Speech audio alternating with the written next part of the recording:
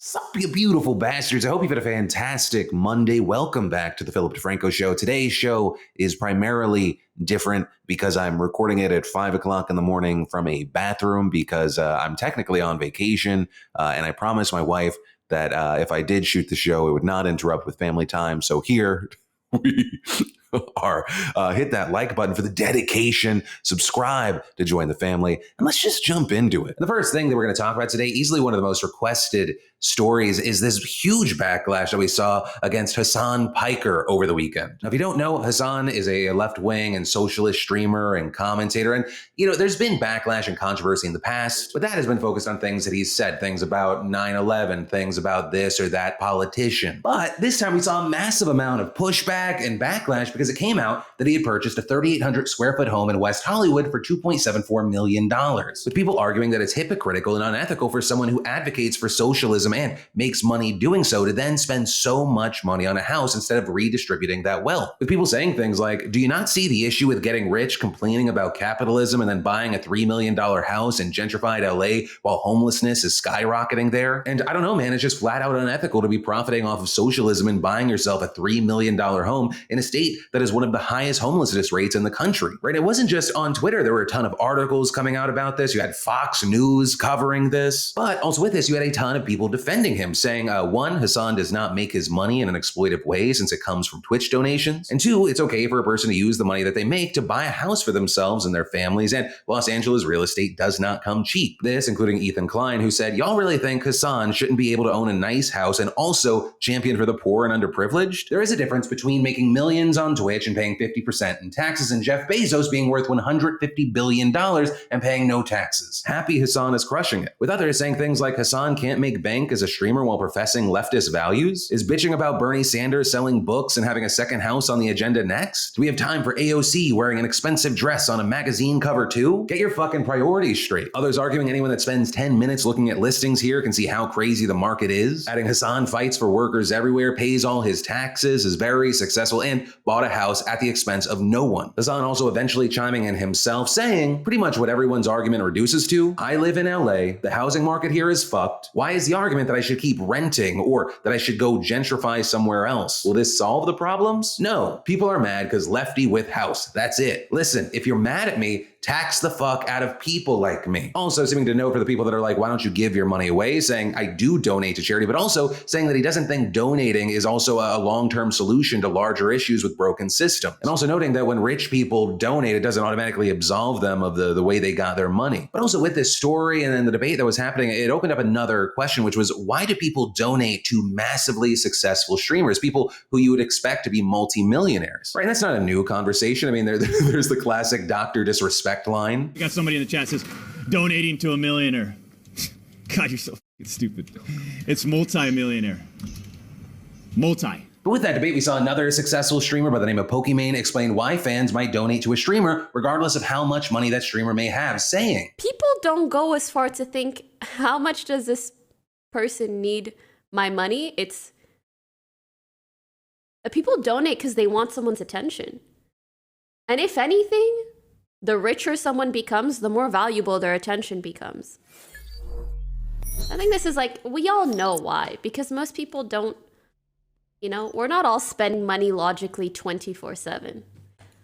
We do things for other reasons. And personally, my opinion on these, people always hound me for this, whether they're looking for a reason to hit me or they're just genuinely interested. Regarding tips and donations in general, I actually find myself agreeing with Pokimane. Some people want to support, some, especially for streams, they want some attention or feeling that they're a part of the community. But also regarding the Hasan Piker situation, because I've gotten a lot of questions as far as what my opinion is, I personally find it to be a nothing story at this point. I think like if you don't want to like Hasan Piker, dislike him because of the things that he says, dislike him because of his points of view that clash with yours. But I don't personally find there to be anything egregious about owning instead of renting when you have the ability and option. Even if we want to live in a different society or change society for what we seem to be the better, we still have to exist in it as it is. And from the outside looking in, I don't know the ins and outs of Hasan Piker's business. I don't see a ton of people being exploited. I see an audience that is supporting with him. He's rather transparent with the number of paid subscribers that he has. But also with that, it's the Philip DeFranco Show. I gave you the story, now some of my opinion, and whether you agree or disagree with me, I'd love love to know your thoughts on this. All right, one, regarding the Pokimane story, I think that's interesting, but also two, regarding a Hasan Piker, are you on the side of, no, this proves that he's a hypocrite? I've seen a number of right-wing commentators saying, like, this proves that he's just LARPing, it's disingenuous, or no, are you on the other side of, you don't think that there is actually a story here, that this is just an attempt to hit Hasan and win political points, whether you're a far left or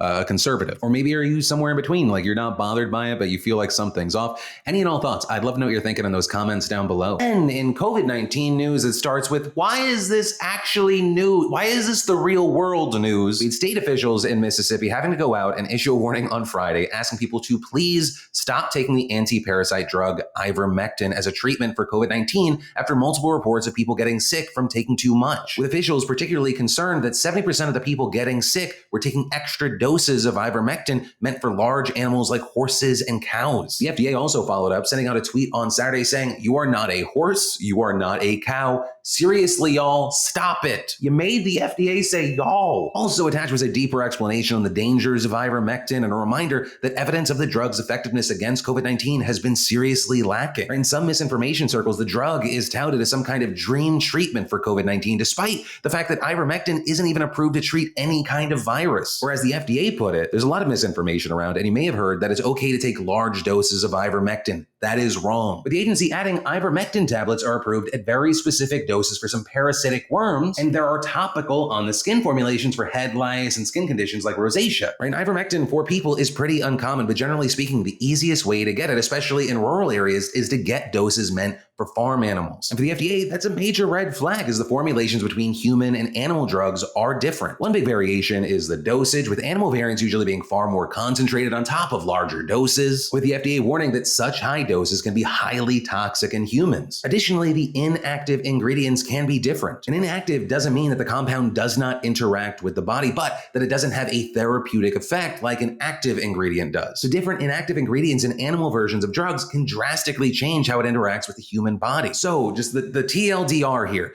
Do not take ivermectin to treat COVID-19. There is no serious evidence that it actually works, and the downsides include possibly killing you. One of the biggest downsides, depending on who you are. Like, I'd recommend it for the Taliban, but not you. But yeah, final thing, and I can't believe I'm having to say it, don't take drugs and doses meant for animals, y'all. But yeah, I mean, the FDA had a very busy weekend, including this morning when the agency fully approved the Pfizer COVID vaccine for people 16 and older, making it the first jab to get full authorization in the US. Right? And this is massive news because while the vaccine has already been used under an emergency use authorization, some vaccine hesitant Americans use this as an excuse to not wanting to get the vaccine now. So now, many experts and officials hope that the FDA's decision will encourage more people who are hesitant to get the shot. And that's not a small group of people that we're talking about. According to a survey by the Kaiser Family Foundation, 30% of unvaccinated adults said they would be more likely to get a vaccine if it got full approval. And if that's something that they truly believe, I mean, this could help close the gap to herd immunity, as the US already has over half the country fully vaccinated. Also, I mean, even before this news, we've seen vaccination rates actually going up in recent days amid surging infections and hospitalizations driven by Delta. I mean, just this past Thursday, with the Biden administration saying that there were over 1 million doses administered in one day for the first time in nearly 7 weeks. And last week, the CDC reported that the 7-day average of vaccines administered was 823,355, which is more than a 17% increase from the week before. But with this, we're already seeing examples of conservative media trying to find new ways to sow doubt among their viewers, like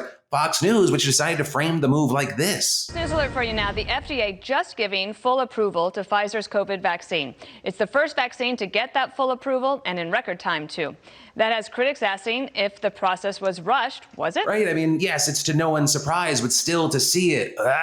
Which, I mean, I know it's not surprising to anyone. It's exactly what you would expect to happen, but it's still frustrating, especially because, I mean, on the topic of conservative media and the COVID vaccine, we should definitely talk about Phil Valentine. If you're unfamiliar, he was a prominent talk radio host who died of COVID at 61 over the weekend after refusing to get the vaccine and spreading skepticism about the jab. Right, Valentine had long expressed doubt and openly shared misinformation about the vaccine on multiple platforms, repeatedly saying that he had a slim chance of even getting COVID, and if he did, it was very unlikely he would die. Even once claiming in a blog post that on the off chance he did get the virus, his chances of dying were probably way less than 1%. Then last month, Valentine announced on Facebook that he actually got COVID, though he said he would return to his show soon. Writing, unfortunately for the haters out there, it looks like I'm going to make it. Interesting experience. I'll have to fill you in when I come back on the air. But less than 2 weeks after that, his radio station announced that he was hospitalized in what they said was very serious condition, suffering from COVID pneumonia, and adding, Phil would like for his listeners to know that while he has never been an anti-vaxxer, he regrets not being more vehemently pro-vaccine and looks forward to being able to more vigorously advocate that position as soon as he is back on the air, with the station concluding, please go get vaccinated. But this past Saturday, just a month after that post, the station confirmed that Valentine had died, which of course sparked two conversations on Twitter. One from people who kind of see this as someone who got what they deserve for spreading all the misinformation, and then others hoping that stories like this will wake people up to get the vaccine, especially with those who haven't gotten the vaccine for political reasons. But, there is this question of once the horse has been let loose in the hospital, can you actually stop it? Because even though we've seen the wake-up calls getting louder and louder, and in fact some conservative figures or vaccine hesitant figures changing their tune on getting vaccinated, it's unclear if that'll actually work. Over the weekend, even Donald Trump himself at a rally in Alabama on Saturday got booed when he urged his supporters to get the vaccine. You know what? I believe totally in your freedoms. I do. You got to do what you have to do. But I recommend take the vaccines. I did it. It's good. Take the vaccines. But no, that's okay. That's all right. You got your freedoms. But I happen to take the vaccine. Right, well, Trump was able to pull back, keep the audience with him. He returned to his usual hits of mocking masks and Fauci. It really is a concern that Donald Trump and all these people that have helped promote this hesitancy, that they can't unring this bell. But ultimately, we're gonna have to wait to see what actually happens. I'm gonna keep my eyes on it. I'm gonna keep my eyes on the numbers. But in the meantime, I do want to pass the question off to you. What are your thoughts on this? You personally see this as a bell can't be unrung situation? Can there be a course correction? Is it somewhere in between? Also, has your opinion on the situation changed? Especially, I want to know if you're someone that maybe you were hesitant before, but was there something that made you go, oh yeah, I'm going to change my mind? And if so, what was it? Any and all thoughts? I'm really fascinated. But ultimately with this story, or honestly anything else that stood out to you today, I'd love to know your thoughts in those comments down below, because yes, this is a news show, but it's also a conversation. And hey, maybe while you're leaving that comment, you leave a like, subscribe, join the family. But as always, my name's Philip DeFranco. You've just been filled in. I love yo faces, and I'll see you tomorrow. Maybe. We'll see.